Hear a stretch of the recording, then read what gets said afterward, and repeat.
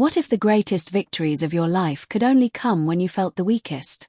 What if God looked at your fear, your doubts, your insecurities, and still called you his warrior? Today, we step into the story of Gideon, the man who thought he was the least, yet was chosen by the Almighty to bring freedom to his people. Welcome to Divine War Stories, a place where ancient battles meet eternal truths. Here, we uncover the moments when God turned ordinary people into vessels of extraordinary victories.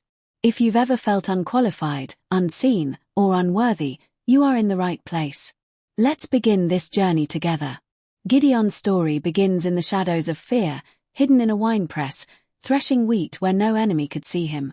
The land was under the iron hand of the Midianites, and Israel's people were starving, broken, and humiliated. Gideon was not a hero. He was a man simply trying to survive, yet God's eyes were on him. The angel of the Lord appeared, not with judgment but with a declaration, "The Lord is with you, mighty warrior." Gideon looked around, unsure if those words could possibly be meant for him. Gideon's first response was not courage but doubt. "If the Lord is with us, why has all this happened?"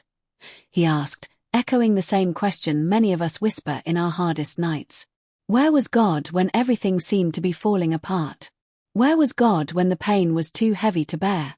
Yet God's answer was not a lecture, it was a calling. He told Gideon to rise, to deliver Israel, to step into a destiny that Gideon himself could not imagine. Even then, Gideon's heart was hesitant. He argued with God, pointing to his weakness, his small tribe, his lack of strength. Isn't that exactly how we often see ourselves? Too insignificant, too broken, too unworthy for the things God might be asking us to do. But the Lord's voice was steady, unshaken, "I will be with you." And those 5 words became the foundation of Gideon's entire journey. Not his ability, not his courage, but God's presence. But before Gideon could face enemies on the battlefield, he had to face the idols in his own home. God told him to tear down the altar of Baal that belonged to his father. Imagine the fear. This wasn't a fight with strangers, this was confrontation with his own family, his own community. Still, Gideon obeyed in the night. Sometimes, God's first battle for us is not against nations but against the lies and idols within our own hearts. The townspeople were furious, but God protected Gideon.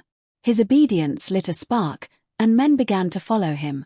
Yet, as the army gathered, Gideon's doubts returned.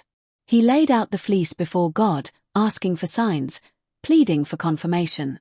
First, he asked for dew only on the fleece, then only on the ground.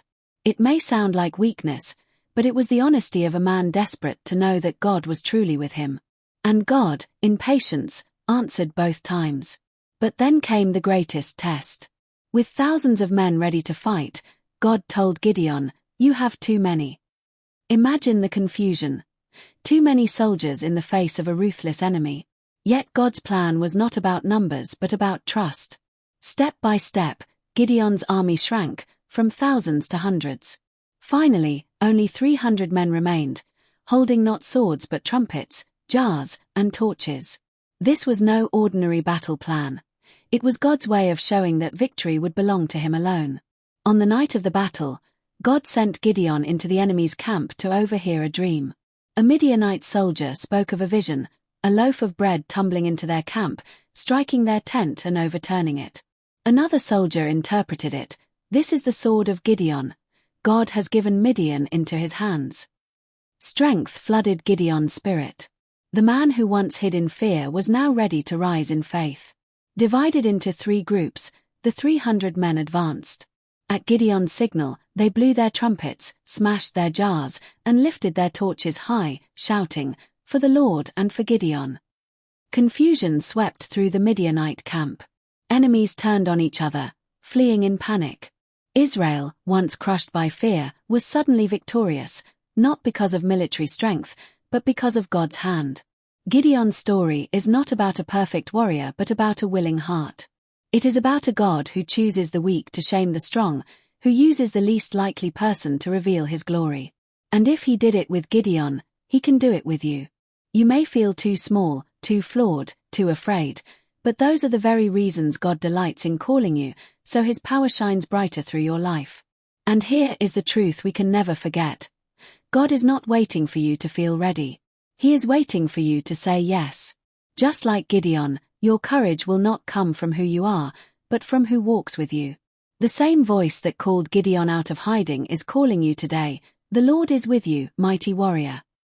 If you are enjoying this video, please like, subscribe and hit the notification bell to help this channel reach more people. Now let's continue. When the dust of battle settled, Gideon's name was remembered not because he was fearless, but because he trusted God in his fear. That is the beauty of his story. God doesn't demand perfection before he uses us. He transforms weakness into strength through his presence. And this is exactly where many of us find ourselves, caught between fear and calling, wondering if God could ever use someone like us. Gideon shows us that the answer is yes. But Gideon's journey also reminds us of something deeper. Victory is never the end of the story. After triumph came the challenge of leading people back to God. Israel wanted to make Gideon their king, but he refused, saying, "The Lord will rule over you." This moment reveals his heart. The battle was never about Gideon's glory, but about God's kingship. In our own victories, big or small, the spotlight should never rest on us but always point back to him. Yet, Gideon was still human. His later years showed moments of failure, decisions that brought pain. This is an important lesson. Even those chosen by God remain in need of his grace daily. It is a reminder that our faith is not about one grand victory but about walking with God continually, humbly, depending on him in every season. Even after great moments, we must guard our hearts and remain close to him. For us, Gideon's story becomes a mirror. How many times have we hidden, doubting God's promises, asking for signs before we move?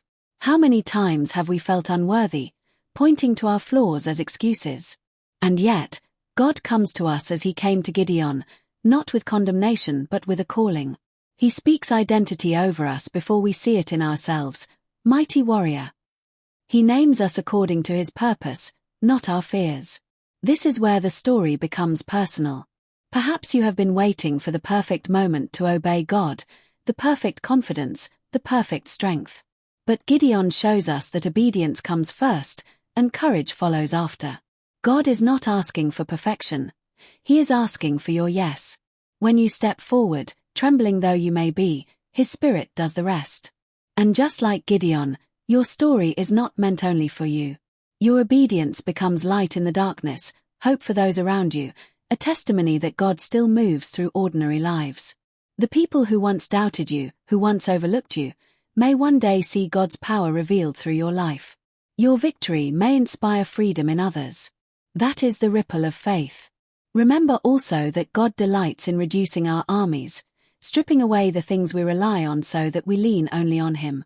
It may feel uncomfortable when resources shrink, when support fades, when options narrow. But this is God's way of positioning us for miracles, just as he did with Gideon's 300 men. Less is not defeat. Less is the stage for God's greater glory. So when fear whispers, when doubt shouts, when the enemy surrounds you, hold on to the promise that carried Gideon, "I will be with you." That is enough. That is more than enough. No enemy, no weakness, no past mistake can silence a future secured by God's presence. Your battle may look impossible, but the outcome is already in his hands. And maybe today, as you listen, you feel that same call, a nudge in your heart, a reminder that God has not forgotten you. You are not hidden from him. You are not too weak, too flawed, or too late. He still calls you his warrior, not because of your strength but because of his. The same God who turned Gideon's fear into faith is ready to do the same for you. This is the heartbeat of divine war stories.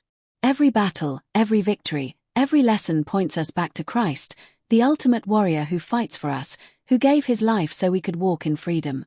If this story has spoken to you, take a moment to reflect on what God might be asking you to step into today.